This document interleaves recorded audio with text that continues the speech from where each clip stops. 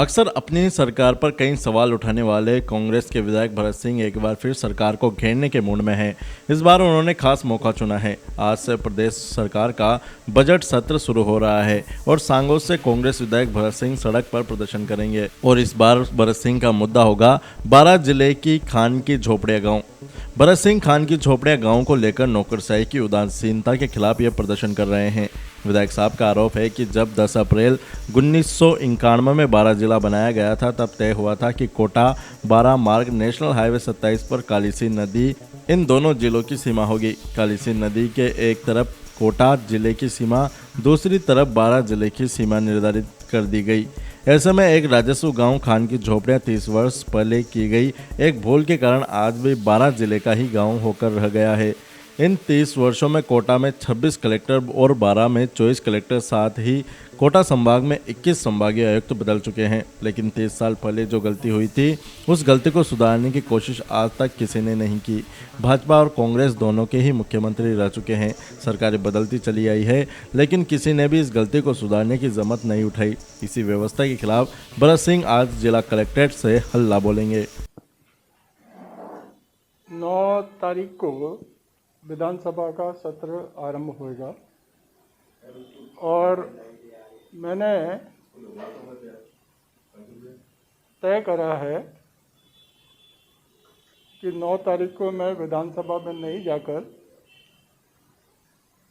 उसी समय जिस समय विधानसभा का सत्र आरंभ होता है 11 बजे, मैं जिला कलेक्टर कोटा के कार्यालय के सामने एक ऐसी मांग जिसको मैं विधानसभा में उठा चुका हूँ, बोल चुका हूँ, लंबे समय से कोई प्रशासनिक भूल, बहुत बड़ी भूल हुई है और उसको दुरुस्त करने के लिए सरकार का ध्यान दिलाने के बाद मैंने ये महसूस करा कि मैं जो कदम उठाने वाला हूँ वो कदम अगर मैं नहीं उठाऊंगा तो अगले 2 साल और गुजर जाएंगे, उस भूल में सुधार नहीं होगी। उस भूल ये है कि 30 साल पहले 1991 10 अप्रैल 1991 बारां एक अलग जिला बना था। आज़ादी के बाद कोटा जो जिला था उसी में बारां जिला, जो आज का बारां जिला है, वो कोटा जिले का ही भाग हुआ करता था। मांग उठी नए जिले की बनाने की, आंदोलन हुए, नया जिला बना, उसकी सीमा तय हुई और इस बात को 30 साल हो चुके हैं। 91 2022 तो ये जो कोटा बारां का जो मार्ग है, इस पर जो नदियां होती है उसको नेचुरल एक बाउंड्री बांधकर जो काली सिंध नदी है उसको कोटा जिले की, काली सिंध के कोटा की तरफ की जो एरिया है उसको कोटा जिले में माना और काली सिंध के बाद क्रॉस करने के बाद बारां जिला आरंभ हो गया, अंता विधानसभा, अंता बारां विधानसभा, और इस तरफ दी गोल। एक गांव जिसका नाम है खान की झोपड़िया, वो गांव पलायता ग्राम पंचायत का गांव हुआ करता था और आज भी पलायता ग्राम पंचायत का है। भूलवंश उस नदी के इस तरफ होने के बाद भी बारां जिले की सीमा में है और ये एकमात्र गांव है जिसका नाम खान भी पलायता ग्राम पंचायत का है। भूलवंश उस नदी के इस तरफ होने के बाद भी बारां जिले की सीमा में है और ये एकमात्र गांव है जिसका नाम खान से जुड़ा हुआ है।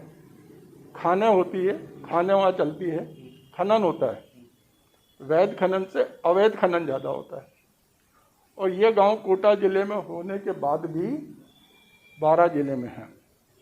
अब इन 30 साल में सर आपकी मांग क्या है कि ये कोटा में है? मेरी मांग तो यही है कि जो गांव कोटा जिले में होना चाहिए वो कोटा जिले में हो।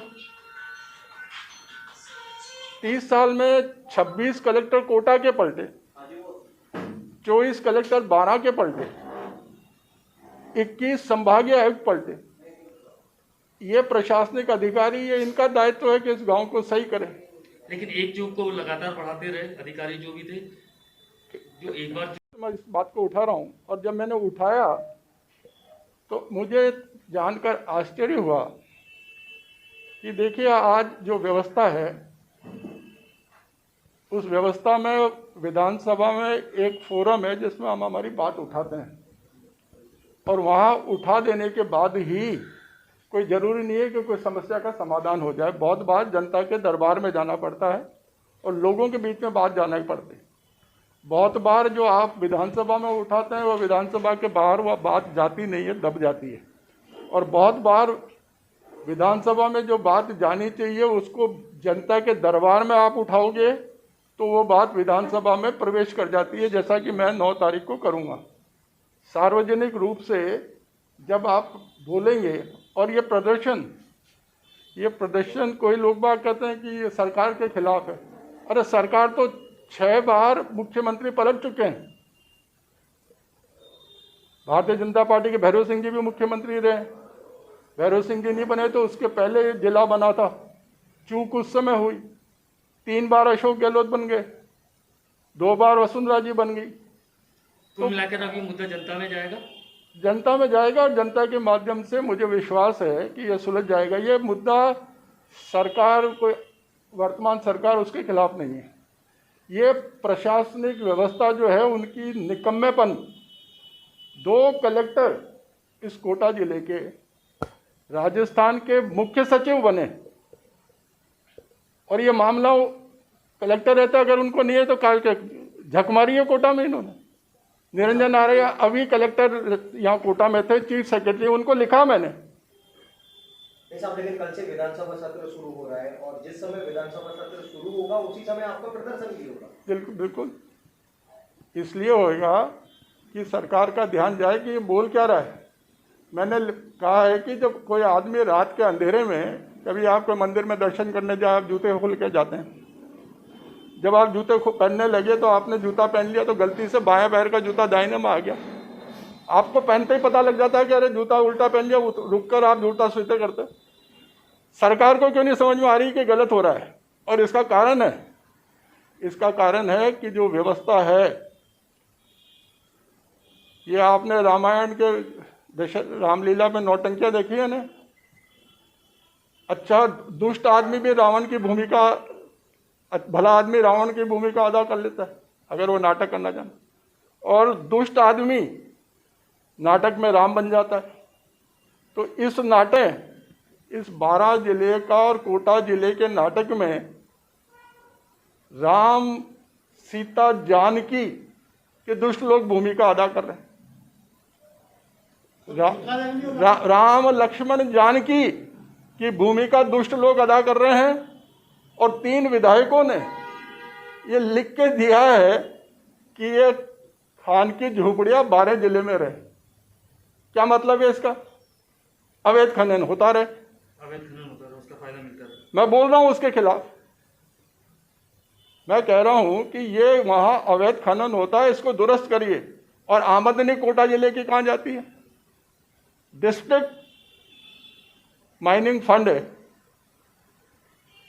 जहाँ खनन होता है उस जिले का फंड, उससे जो राजस्व प्राप्त होता है वो उस जिले में जाता है। कोटा जिले में तो ये गांव बसा हुआ है।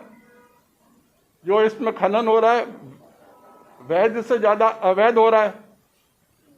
8 लेन का काम चल रहा है, रोज भाटे फोड़े जा रहे हैं। कौन रोकेगा इसको? जिसको रोकना है वो नहीं चाहते। उन्होंने लिख के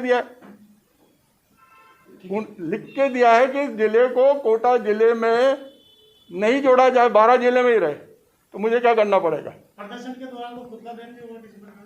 हाँ, पुतला दहन भी किया जाएगा। अब जो होएगा तो उसको नाई कितने बाल, वो तो दिख जाएगा सब कुछ। हाड़ौती की खबरों से हर समय अपडेट रहने के लिए YouTube पर सब्सक्राइब करें हाड़ौती न्यूज़ और प्रेस करें बेल आइकन को।